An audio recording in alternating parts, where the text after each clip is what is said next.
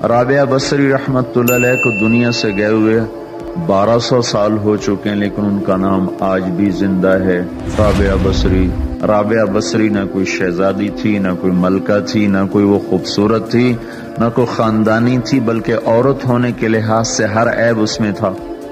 ان کی عادت یہ تھی، وہ روزانہ عشاء کی نماز کے بعد غسل کر کے کپڑے بدل کے اپنے خاوند سے پوچھتی آپ کو میری ضرورت ہے؟ اگر وہ کہتے کوئی نہیں ہے تو پھر پوچھتی مجھے اجازت ہے؟ وہ کہتے اجازت ہے تو پھر مصلی پہ کھڑی ہو جاتی ہے اور فجر کی نماز تک مصلی پر ہی کھڑی رہتی تھی۔ ان کا خاوند جلدی فوت ہو گیا، جوانی میں ہی بیوہ ہو گئی، تو حسن بصری بصرہ کے امام، کیا سارے مسلمانوں کے امام تھے، وہ خود آئے، خود چل کے آئے کہ میں آپ سے شادی کرنا چاہتا ہوں۔ وہ شادی کا شوق نہیں تھا ان کو، وہ تو اولاد کے قابل نہیں، شکل صرف ان کی نیکی اور ان کا جو اللہ سے تعلق تھا، ان کو یہ لالچ ہوا کہ یہ میری بیوی ہو جائے تو اس کی طفیل شاید میری بخشش ہو جائے۔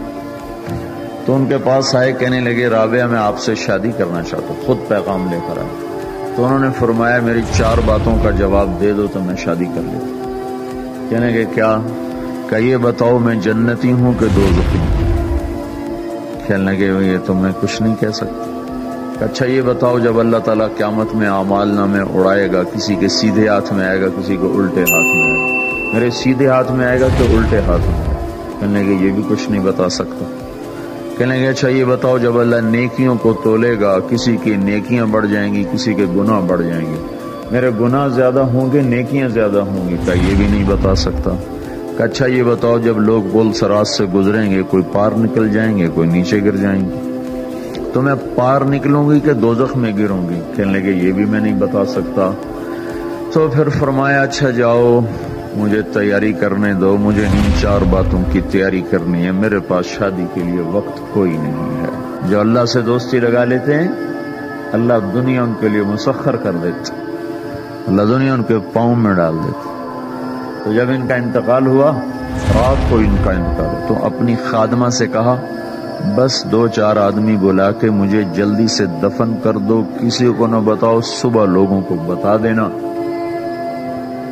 اور مجھے کفن دینا میری اس چادر میں جس میں تہجد پڑا کرتی تھی۔ تو انہوں نے راتوں رات دفن کر کے صبح اعلان کیا، شور مچ گیا، ہائے کیوں بتایا، کیوں نہیں بتایا، کیوں؟ تو اگلی رات ان کی خادمہ نے ان کو خواب میں دیکھا، سبز لباس پہنا ہوا، حسن و جمال، سورج چہرے پہ چمک رہا۔ پوچھا آپ کے ساتھ کیا ہوا؟ کہا میرے اللہ نے میرے ساتھ بہت عمدہ معاملہ کیا۔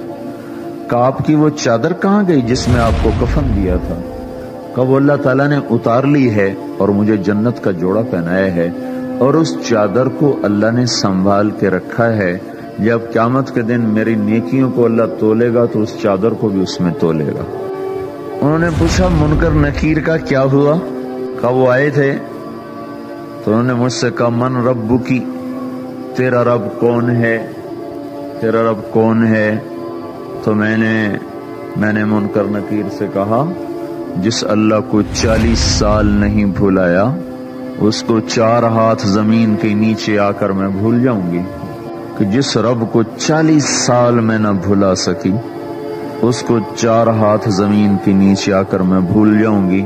تو منکر نکیر نے کہا اب اس کا آگے کیا حساب لینا، چلو بھائی واپس چلو۔